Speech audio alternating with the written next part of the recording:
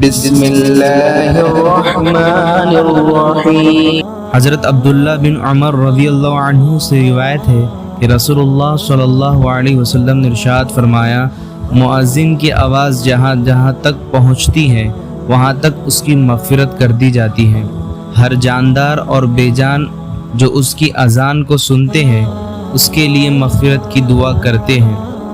ایک روایت میں ہے کہ ہر جاندار اور بے جان اس کی اذان کا جواب دیتے ہیں۔ حضرت ابو صعصع رضی اللہ عنہ فرماتے ہیں کہ حضرت ابو سعید رضی اللہ عنہ نے مجھ سے فرمایا، جب تم جنگلات میں ہوا کرو تو بلند آواز سے اذان دیا کرو، کیونکہ میں نے رسول اللہ صلی اللہ علیہ وسلم کو ارشاد فرماتے ہوئے سنا، مؤذن کی آواز کو جو درخت، مٹی کے ڈھیلے، جن اور انسان سنتے ہیں وہ سب قیامت کے دن مؤذن کے لیے گواہی دیں گے۔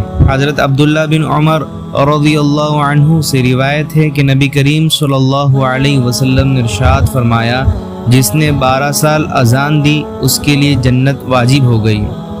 اس کے لیے ہر اذان کے بدلے میں 60 نیکیاں لکھی جاتی ہیں اور ہر اقامت کے بدلے میں 30 نیکیاں لکھی جاتی ہیں۔ حضرت ابو ہریرہ رضی اللہ عنہ روایت کرتے ہیں کہ رسول اللہ صلی اللہ علیہ وسلم نے ارشاد فرمایا، اگر لوگوں کو اذان اور پہلی صف کا ثواب معلوم ہو جاتا اور انہیں اذان اور پہلی صف قرآن اندازی کے بغیر حاصل نہ ہوتی تو وہ ضرور قرآن اندازی کرتے۔